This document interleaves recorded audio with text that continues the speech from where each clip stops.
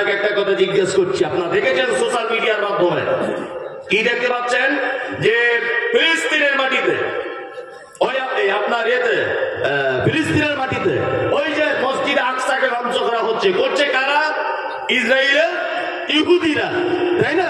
মসজিদ আকসার উপরে বোমা হামলা চালাচ্ছে, মসজিদ আকসা দখল করার চক্রান্ত চালাচ্ছে, কত নিরীহ মা বোন বাপ ভাইকে অকাতরে হত্যা করে যাচ্ছে।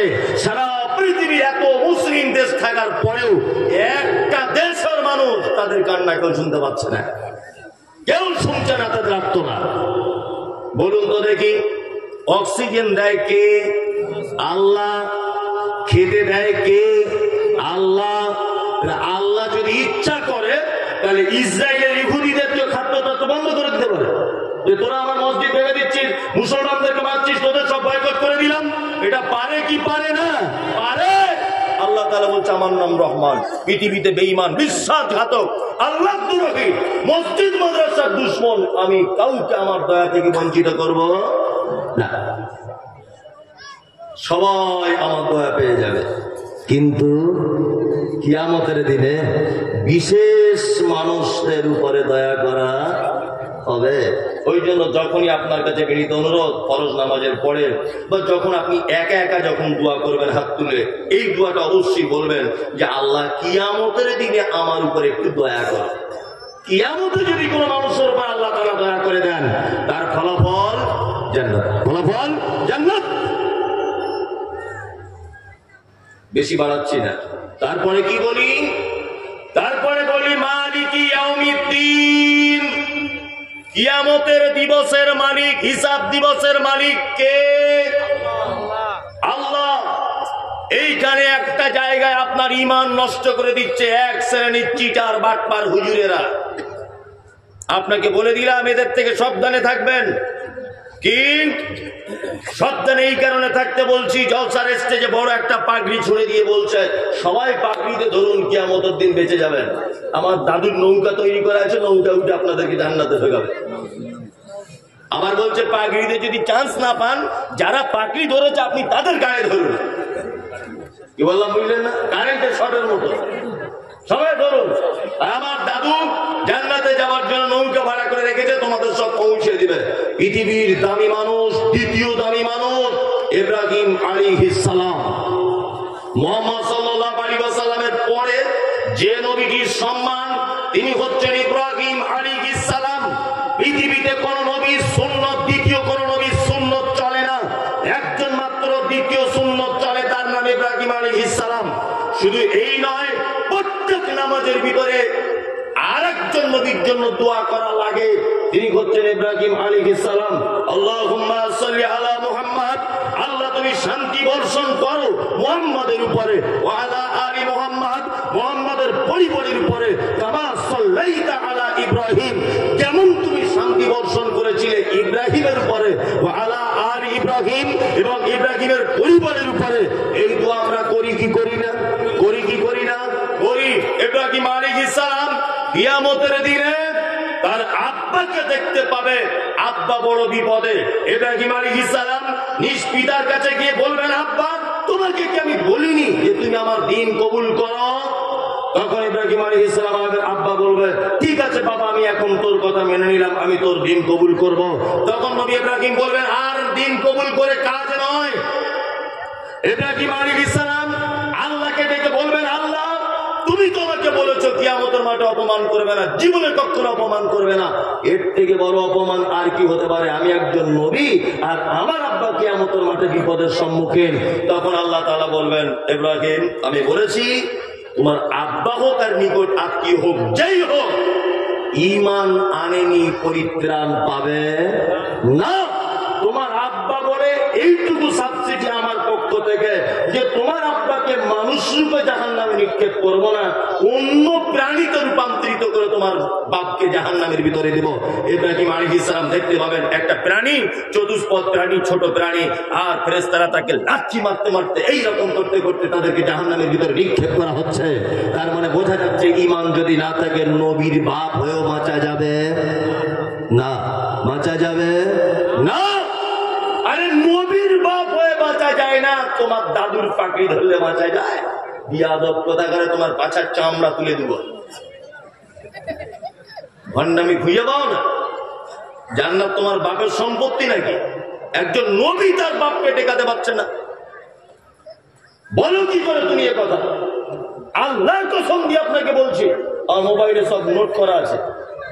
এই সমস্ত কথা বলার কারণে আপনারা জানেন, এক মাস আগে, 1 মাস হয়নি, 12 তারিখে আমার গাড়িতে বোম মেরেছিল হাওড়াতে। এত বড় বিশ্বাসঘাতকেরা বোম মেরেছে গাড়িতে, ভাবতে পারেন আপনি? সমস্ত তথ্য আমার গাড়িতে, বইপত্র এবং আমার মোবাইলের ভিতরে নোট করা আছে। একজন হুজুর বলছে যে নবী সিলসিলা যদি জারি থাকতো তাহলে আমাদের পীর সাহেব আগামী দিনের নবী হতেন। আল্লাহর কসম তিনি বক্তব্য রাখতে রাখতে বলছেন। আপনি ভাবতে পারেন এগুলো? এদের আকীদা মানহাজ কেমন? এক শ্রেণীর মানুষ, তাদের মাথায় এয়ারপোর্ট গোবর ভরা আছে, তারা এদের পিছন পিছন ঘুরছে, খুব পিছন পিছন ঘুরছে। এদের সাবধান, কিয়ামতের দিনের একচ্ছত্র মালিকানার দায়িত্ব কে? কে? আল্লাহ সুবহানাহু ওয়া তাআলা। কিয়ামত এটা মুখে বলি, কিয়ামত কেমন হবে জানেন তো? জানেন? চুপচাপ মেরে বসুন, 1 মিনিট যেমন নীরবতা পালন করে তেমন করে বসুন। আপনাকে কিয়ামতটা আমি দেখাচ্ছি স্বচক্ষে। যদি বলছেন এখনো তো হয়নি, আমি একদম আমাকে হওয়ার মতো আপনাকে দেখাচ্ছি। তুরস্কের মাটিতে কিছুদিন আগে একটা ভূমিকম্প হয়েছিল। এই ভূমিকম্পটা হয়েছে এইভাবে কাঁপতে কাঁপতে, বিজ্ঞানীরা বলছে যে মাটি থেকে 8000 ফুট নিচেই মূল ভূমিকম্পটার উৎপত্তি। 8000 ফুট নিচে। এটা আমি আনন্দবাজার পত্রিকা প্রত্যেক দিন পড়ি, ওই পেপার থেকে পড়ে বলছি যে মাটি থেকে 8000 ফুট নিচে মূল ভূমিকম্পটার উৎপত্তি। তার ফলে পৃথিবীর জমিনটা এইভাবে কাঁপতে কাঁপতে অজস্র বিল্ডিং বালাকানাগুলি ছটছট করে ভেঙে পড়ে গেল। কত মানুষ, কত শিশু, কত গৃহপালিত পশু নিঃস্ব হয়ে গেল। ভাঙা স্তূপের ভিতরে তারা আটকা পড়ে গেল। কত মানুষ তারা মারা গেল। মারা গেল না? মারা গেল। আল্লাহু আকবার। বিজ্ঞানীদের একটা মতামত, এর নিচে একটা প্লেট, এই প্লেট সরে যাওয়ার ফলে, এর নিচে একটা স্তরের প্লেট, এই প্লেট সরে যাওয়ার ফলে পৃথিবীর জমিন এইভাবে কাঁপতে কাঁপতে কাঁপতে কাঁপতে ভূমিকম্প শুরু হয়। এটা বৈজ্ঞানিকদের মতামত। যাই হোক, এটা পৃথিবীর ভূমিকম্প। কিয়ামতের দিনের ভূমিকম্প কেমন? আল্লাহ তাআলা বলছেন, ইযা যুলজিলাতিল আরযু যুলজালাহা ওয়া আখরাজাতিল আরযু আসকালাহা। কিয়ামতের দিবসের ভূমিকম্প মারাত্মক ভূমিকম্প, এমন ভূমিকম্প আল্লাহ তাআলা বলছেন ওয়া আখরাজাতিল আরযু আসকালাহা, মাটির তলার জিনিসগুলো উপরে তুলে দেওয়া হবে। সুবহানাল্লাহ। আপনি ভাবতে পারছেন? ঢালাই মেশিন দেখেছেন? বালি সিমেন্ট পাথর দিয়ে যেমন এইরকম ভাবে উপরের মাল নিচে, নিচের মাল উপরে। কিয়ামতের দিনের ভূমিকম্প দৃশ্য ঠিক এরকম। কেমন হবে কিয়ামতের দিন? আল্লাহ তাআলা বলছেন, ইয়া আইয়ুহান নাসু তাকু রাব্বাকুম ইন্না যালজালাতাস সাআতি শাইউন আযীম। আল্লাহ তাআলা বলছেন, মানুষ তোমরা তোমাদের প্রতিপালককে ভয় করো, নিশ্চয়ই কিয়ামতের দিবসের ভয়াবহতা বড় কঠিন। কেমন ভয়াবহতা? আল্লাহ তাআলা বলছেন, ইয়াওমা তারাউনাহা তাযহালু কুল্লু মুরজিআতিন আম্মা আরজাআত ওয়া তাযাউ কুল্লু যাতি হামলিন হামলাহা ওয়া তারান নাসা সুকারা ওয়া মা হুম বিসুকারা ওয়ালাকিন্না আযাবাল্লাহি শাদীদ। একটা প্রশ্ন আপনাকে মাঝখানে করে রাখছি, উত্তর আপনাকে দিতে হবে না। একটা কথা আজকে থেকে শিখে যান, পুরুষের থেকে নারীর ধৈর্য এবং সহ্য ক্ষমতা সব থেকে বেশি। চিকিৎসা বিজ্ঞানীরা বলছেন যে নারী নরমালে বাচ্চা দিতে গিয়ে যে কষ্টটা সহ্য করে, এই কষ্ট যদি কোনো পুরুষের হতো তাহলে শতকরায় 80% পুরুষ এক পর্যায়ে শেষ মারা যেত। এটা নারীর পক্ষে সম্ভব। আমি যদি এখন এই লোকটাকে একটা ঘুষি মারি এইভাবে, আমার ঘুষির ওজন যদি 50 ডিগ্রি সেলসিয়াস পর্যন্ত যদি হয় তাহলে এই লোকটা বাঁচবে। আমার ঘুষির ওজন যদি 52-53 ডিগ্রি সেলসিয়াস হয়ে যায় তাহলে এক পর্যায়ে মারা যাবে। চিকিৎসা বিজ্ঞানীরা বলছেন পুরুষ মানুষ 50 ডিগ্রি পর্যন্ত ক্ষমতা সহ্য করতে পারে, কিন্তু একজন নারী 56 ডিগ্রি ক্ষমতা পর্যন্ত সহ্য করতে পারে। 56 সহ্য করতে পারে। বাচ্চা হওয়ার যে কষ্টটা, এটা 56 ডিগ্রি সেলসিয়াস। এটা যদি কোনো পুরুষের হতো পুরুষ মারা যেত। বাস্তব সব থেকে ধৈর্য সহ্য ক্ষমতা বেশি। আল্লাহ তাআলা বলছেন কিয়ামতের দিনে ইয়াউমা তারাউনাহা তাযহারু কুল্লু মুরদিয়াতিন আম্মা আরদাআত ওয়া তাদাউ কুল্লু যাতি হামলিন হামলাহা। একটা বাচ্চা মায়ের লজ্জাস্থান দিয়ে পড়ে যাবে নিচেতে, মা বুঝতে পারবে না যে বাচ্চাটা কিভাবে বার হয়েছে। সুবহানাল্লাহ, এর নাম কিয়ামতের মাঠ। 2, দুগ্ধ দানকারিনী মাকে দেখতে পাওয়া যাবে, তার বাচ্চাকে সেদিন মা দুধ পান করাতে ভুলে যাবে। 3, মানুষগুলিকে দেখতে পাওয়া যাবে সব মদ পান করেছে, মাতালের মতো করে ঘুরছে। আল্লাহ বলছেন ওমা হুম বিসুকারা, একজনও তারা মদ পান করেনি, ওয়ালাকিন্না আযাবাল্লাহি শাদীদ, শুধু আমার কঠিন আযাবের ভয়ে তারা থপ থপ থপ থপ থপ করে কাঁপছে কিয়ামতের মাঠে। এর নাম কিয়ামতের মাঠ। আল্লাহ তাআলা বলছেন মালিক ইয়াউমিদ্দিন, এই দিনের মালিক হচ্ছে কে? কে? আল্লাহ। তারপরে বলছেন ইয়াকা না'বুদু, আল্লাহ বলছেন আমরা তারপরে বলি ইয়াকা না'বুদু, তোমারই ইবাদত করি, ওয়া ইয়াকা নাস্তাঈন, তোমারই কাছে সাহায্য চাই। ইবাদত কার জন্য? আল্লাহ। সাহায্য আল্লাহর কাছে চাইতে হবে। আল্লাহ ছাড়া কারো কাছে সাহায্য চাওয়া যাবে না। আমি শিক্ষা দেওয়ার জন্য অনেক কথা বলি যাতে মানুষ বুঝতে পারে। মুম্বাই হাজি আলিতে যারা গেছেন তারা খুব ভালো জানেন, গেছেন কেউ? অনেক জনাই গেছেন। মুম্বাই হাজি আলিতে ঢুকলেই আল্লাহর কসম আমি নিজে দেখে এসেছি 3-4 বার, এখনো ভিডিও করা আছে আমার, দেখতে পারেন সোশ্যাল মিডিয়াতে ঘেটে। মুম্বাই হাজি আলি মাজারে ঢুকলেই সেজদা দেওয়ার পরে সেজদা থেকে উঠে একজনা দেখছি বড় ঝাঁটা নিয়ে মাথাতে এরকম করে দিচ্ছে। এই কেউ দেখেছেন এটা? সত্যি বলছি তো না মিথ্যা? সত্যি তো? সত্যি। বড় এরকম ঝাঁটা নিয়ে একটা লোকের মাথাতে যে সেজদা দিচ্ছে তার মাথা এরকম করে মারছে। বলছি আপনার হাজি আলিতে ঢুকছি, আমি তো এমনি যাইনি, আমি গেছি ওখান থেকে বক্তব্য রেডি করতে যে জাতিকে কি বার্তা দেওয়া যায়, আর গোপনে গোপনে ক্যামেরা করছি সব। আর আমি যাচ্ছি আর কিছু বাঙালি বলছে এই তো সেই মাল, বলছে ঠিক এইভাবে এই তো সেই মাল আমাদের হুজুরদের ব্যাপারে বলে। আমি কি করছি, মুশকিল ঝামেলা করতে পারে। আমি আমার মতো করে সেফটি নিয়ে নিজে নিজে ঢুকেছি, ঢুকে সব দৃশ্য আমার রেকর্ডিং করে নিয়ে চলে এসেছি। দেখছি যাওয়ার সময় মোটামুটি 200-250 ফকির হবে রাস্তাতে থালা নিয়ে বসে আছে। লা ইলাহা ইল্লাল্লাহ, मुझे कुछ दीजिए बाबू, बाबू हालात बहुत खराब है बाबू, कुछ मेहरबानी करिए बाबू, दीजिए, ভিক চাইছে। আমিও 2-5 জনকে দিলাম 2-5 টাকা, যাই হোক। তা আমি লক্ষ্য করছি এখানে হয় কি, একটা লোক দেখলাম 4 চাকা গাড়ি নিয়ে এলো, হাতে সোনার ব্রেসলেট, আর খুব ধনী লোক দেখে মনে হচ্ছে। ওর পিছন পিছন ধরলাম যে এ কি করে দেখি, দামি গাড়িতে এসেছে। ও গিয়ে দেখছি প্রথমেই চাদরটা চড়িয়ে দিল, তারপরে দেখলাম ঠাকা ঠাক সেজদা মেরে দিল। সেজদা মেরে দেওয়ার পরে খুব কাঁদছে লোকটা, বলছে চোখ দিয়ে পানি পড়ছে, বলছে বাবা ব্যবসাতে 20 কোটি টাকা লস, কিছু একটা ব্যবস্থা করে দাও বাবা, আর কোনো উপায় নাই। আমি তখন মনে মনে শিক্ষা পেয়ে গেলাম, ওরে গাধার বেটা গাধা, ভিখারি বুঝতে পেরেছে যে মরা মানুষের কাছে পয়সা পাওয়া যায় না, জ্ঞান্ত মানুষের কাছে থালা দিয়ে বসে আছে। আর তুই এত বড় গাধার বেটা, তুই মরা মানুষের কাছে টাকা চাইতে যাচ্ছিস, আর তোর মাথা থেকে গোবর ভরা আছে। এরকম ঘটনা আছে না? নেই? আছে। আপনাদের মুর্শিদাবাদে তো পীরের ঠেলাতে ঘুমায় না। ওই আপনি যান একটা হাজারদুয়ারি ওই এলাকাতে, শুধু ঘরে ঘরে পীর আছে না, সেজদা দিচ্ছে মানুষ। আস্তাগফিরুল্লাহ। আল্লাহ ছাড়া কারো কাছে চাওয়া যাবে না, এর স্বীকৃত আপনি নিজে দিয়েছেন। ইয়াকা না'বুদু ওয়া ইয়াকা নাস্তাঈন, ইবাদত শুধু তোমার জন্য করি আর সাহায্য শুধু তোমার কাছেই চাই। 13 বছর বিয়ে হয়েছে আপনার, 13 বছর, এখন আব্বা হতে পারেননি।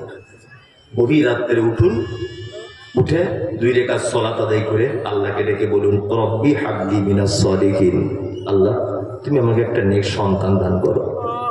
তুমি নবী ইব্রাহিমকে বুড়ো বয়সে ইসমাইলকে দিতে পেরেছো, তুমি আল্লাহ আমি একজন 35 বছরের যুবক, আমার স্ত্রীকে একটু মা হবার ক্ষমতা দাও আল্লাহ, তুমিই পারো। এ দিতে পারে কে? আল্লাহ। রুজির অভাব, রাতে সবাই যখন ঘুমিয়ে পড়ে 2 রাকাত নামাজ পড়ে বলুন আল্লাহ ঋণগ্রস্ত বেটির বিয়েতে বিপদে পড়ে গেছি, তুমি ব্যবস্থা করে দাও। দিতে পারে কে? মুহাম্মদ সাল্লাল্লাহু আলাইহি ওয়াসাল্লাম বলেছেন মোমেন তোমার পায়ের জুতোর ফিতেটা যদি ছিঁড়ে যায় তুমি আল্লাহর কাছে চাইবে, আল্লাহ দিতে সক্ষম, আল্লাহ দিতে সক্ষম। কোন মানুষের দ্বারস্থ হওয়া যাবে না।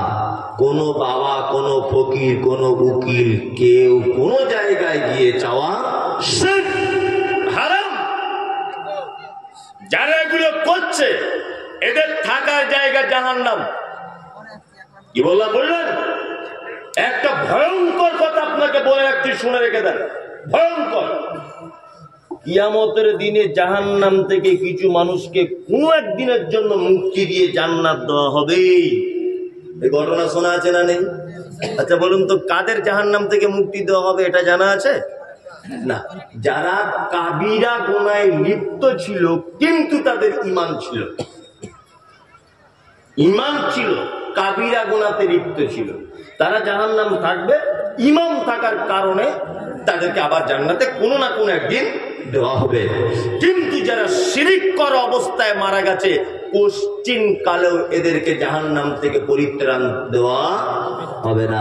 দুটি পাপ পৃথিবীতে সব থেকে বড় পাপ। এই পাপ দুটো বলতে গেলে অনেক টাইম লাগবে, বলছি না, শুধু বলে দিচ্ছি কত ভয়ঙ্কর। একটা লোক শিরক যদি করে পশ্চিম কালেও জাহান্নাম থেকে পরিত্রাণ পাবে না। দ্বিতীয় পাপের নাম বেদাত। এক মারাত্মক পাপ, মারাত্মক পাপ। বেদাত ভয়ঙ্কর পাপ, এর পরিণতি জাহান্নাম। দ্বিতীয় নম্বরের সমস্যা হচ্ছে কিয়ামতের মাঠে কাউসারের পানি পর্যন্ত বেদাতকারী পান করতে পাবে না। এই মমতাজুল ইসলাম আপনাকে বলছি, মাইক নিয়ে যে সমস্ত মাদ্রাসা থেকে চাঁদা তুলতে আসে অনেক সময় দেখতে পাওয়া যায়।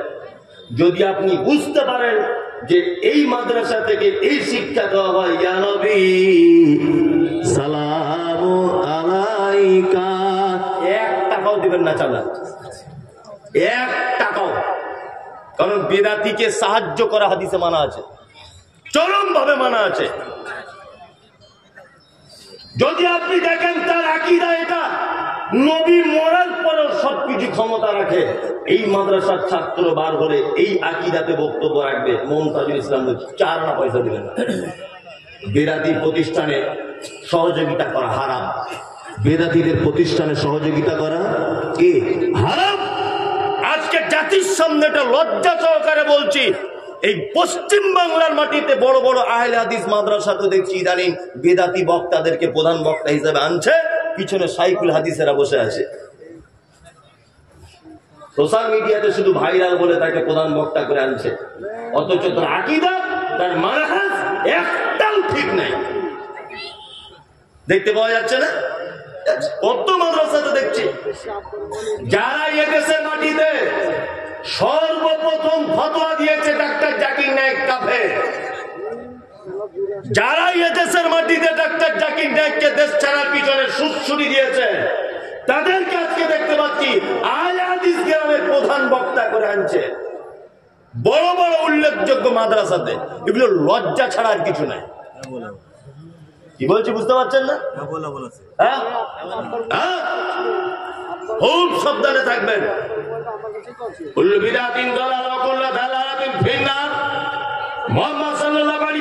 বলেন ইসলামের প্রতিটা নতুন আবিষ্কৃত কাজ ভ্রষ্টতা, প্রত্যেক ভ্রষ্টতাকারী স্থান ফি মধ্যে নার মানে আগুন।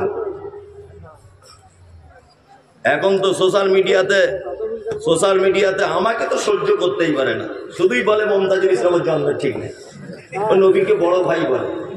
আমি জীবনে নবীকে বড় ভাই বলেছি?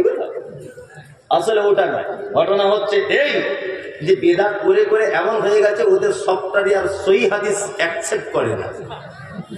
এমন করে বক্তব্য রাখে মনে হচ্ছে যে বেদাতের বিজ্ঞানী। কি বললাম বুঝলেন তো? বেদাতের বিজ্ঞানী, মহাপণ্ডিত। নাম দিয়েছে আহলুস সুন্নাত ওয়াল জামাত। বিয়াদব। আহলুস সুন্নাত ওয়াল জামাত এই নাম দেওয়ার পরেও তুমি এখনো দাঁড়িয়ে কিয়াম করো। এই আহলুস সুন্নাত ওয়াল জামাত এইটা বলার পরেও তুমি এখনো পর্যন্ত বলো যে মেয়েদের মসজিদে নামাজ পড়া হারাম। তুমি এখন এই ফতোয়া দাও, নামের আগে মুফতি টাইটেল দাও, বলছে 30 বছর বোখারি পড়াচ্ছি, তুমি 30 বছর বোখারিতে এখনো রাফলি আদাইন হাদিস খুঁজে পাও না। কিছুদিন আগে আপনাদের মুর্শিদাবাদের এক গোপাল ভাঁড় বড় পাগড়ি রেখে বক্তব্য রাখে, বয়স্ক খুব হুজুর, বড় হুজুর, ও লিস্ট করে বলছে মমতাজুল ইসলাম এর বক্তব্য হারাম, শাহিনুর এর বক্তব্য না যায়, বিরাদার রাহুল একদম হারাম, মানে সাংঘাতিক হারাম, আব্দুল রাজ্জাক বিন ইউসুফ বিন কাজ্জাব একেবারে হারাম, মুজাফফর বিন ইউসুফ একেবারে হারাম। তোমার বাপেরটা শোনা যাবে? আর কারো শোনা যাবে?